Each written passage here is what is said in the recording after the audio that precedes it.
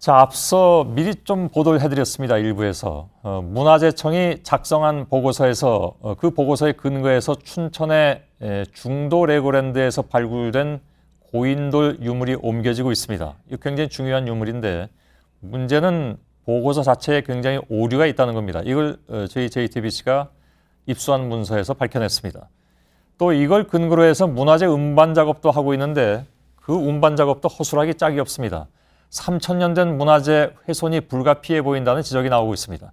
임진택 기자가 현장을 취재했습니다. 지난해 7월 춘천 의암호에 위치한 작은 섬 중도.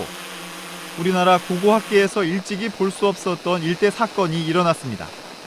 테마파크 레고랜드 개발을 위해 발굴을 하던 중 예상치 못했던 중요 유적지가 발견된 겁니다. 학자들은 한반도 고대사를 다시 써야 할 정도라고 입을 모읍니다. 그래서 이제까지는 일본에서 내모진 환호 계통을 중국에서 찾았는데 우리나라에서 이번에 나오는 바람에 우리나라에서 전파가 됐구나 하는 것을 다시 논문을 써야 될 것 같습니다. 고인돌 101기, 집터 917기가 발견됐고 그 안에선 중요한 유물들이 쏟아져 나왔습니다. 발굴된 유물은 무려 1,400여 기. 특히 고조선의 것으로 여겨지는 비파형 동검과 청동 도끼에 학계의 비상한 관심이 모아졌습니다. 책에서 우리가 보던 고조선의 승립이라든지 고조선의 발달을 봐왔는데 임진강 또는 예성강 남쪽에도 이러한 거대한 국가가 존재했다. 레고랜드 개발을 멈추고 유물 보존에 나서야 한다는 목소리가 나왔습니다. 문화재청과 강원도는 두 달의 고민 끝에 결국 개발 쪽으로 결론을 내렸습니다. 다만 고인돌은 옮겨서 보존하고 집터는 흙으로 덮은 뒤 그 위에 레고랜드를 짓기로 한 겁니다. 1500년, 2000년 전에 청동기 시대의 생활상을 레고 블록으로서 이제 표현을 해서 여기가 옛날 청동기 시대의 이러한 삶의 터였다라는 걸 갖다. 그리고 100일, JTBC는 중도 유물 발굴 현장을 다시 찾았습니다.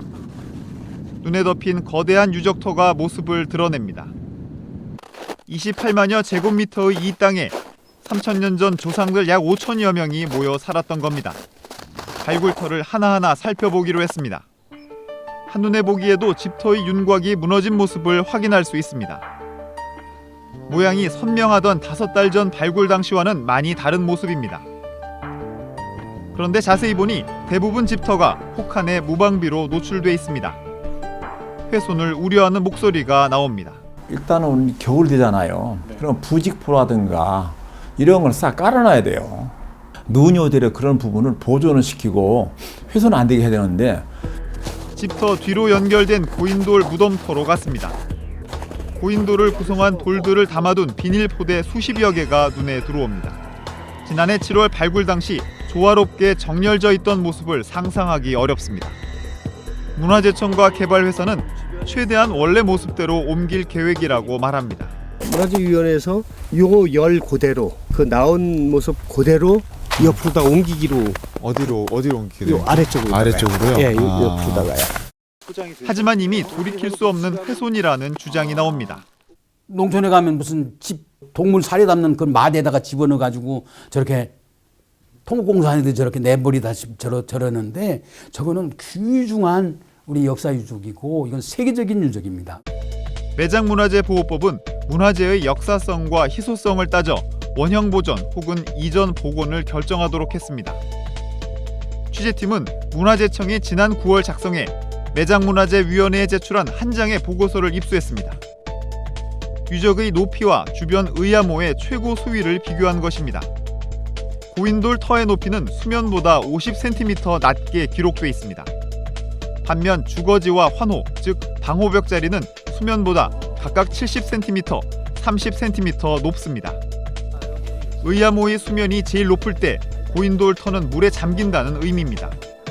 매장문화재위원회는 이 보고서 한 장에 고인돌의 운명이 바뀌었다고 밝혔습니다. 처음엔 원형 보존이었습니다. 그런데 고인돌 터가 물에 잠길까봐 이런 결정을 뒤집었다는 겁니다. 전부 보존하는 걸 원칙으로 이렇게 딱 정하고서 수입하다가 보고서 상당히 실망했죠. 의암댐만 없으면 그냥 원형 보존이죠. 취재팀은 이 보고서의 내용을 실제로 검증해보기 위해 현장을 다시 찾았습니다. 토목 현장에서 오랜 측량 경험을 가진 시민단체 전문가에게 도움을 청했습니다. 여기가 더 높아 보이는데 지금 저쪽보다는 육안산업 봤을 때는 꽤 높아 보이는데 일단 한번 측량을 해봐야죠. 길이 400m의 환호, 그리고 높낮이에 큰 차이가 없는 주거지 두 곳을 기준점으로 했습니다. 기복이 있는 구릉 지역인 고인돌터는 높이별로 6곳을 정했습니다. 밀리미터 단위까지 높이차 측정이 가능한 토목 측량 기구를 기본으로 전자 위치 측정기도 검증했습니다. 결과는 보고서와 정반대. 고인돌 6곳의 평균 높이는 주거지 두 곳보다 18.5cm가 더 높았습니다. 4곳이 주거지보다 높은 곳에 위치했고 두 곳은 낮았습니다. 주거지 높이들하고 한호들의 높이가 거의 같고요. 예. 지금 현재 노출되어 있는 면은. 예. 그리고 주거지에 비해서 주거지나 환호에 비해서 지성면은 더 높은 거죠. 보고서에 나온 의암호 최고 수위도 실제와는 차이가 있었습니다. 한국수력원자력의 공식 기록에 따르면 의암호의 최고 수위는 71.5m로 보고서와 50cm나 차이가 났습니다. 결국 보고서가 레고랜드를 건설할 터를 마련하기 위해 사실과 다른 측량치를 제시하면서 고인돌을 옮기도록 한 게 아니냐는 지적이 나옵니다. 문화재청은 측량에 문제가 없다며 JTBC가 제시한 측량과 자체 측량 결과를 비교 검증할 수 있다고 밝혔습니다. 하지만 발굴업체 관계자는 다른 가능성을 언급합니다.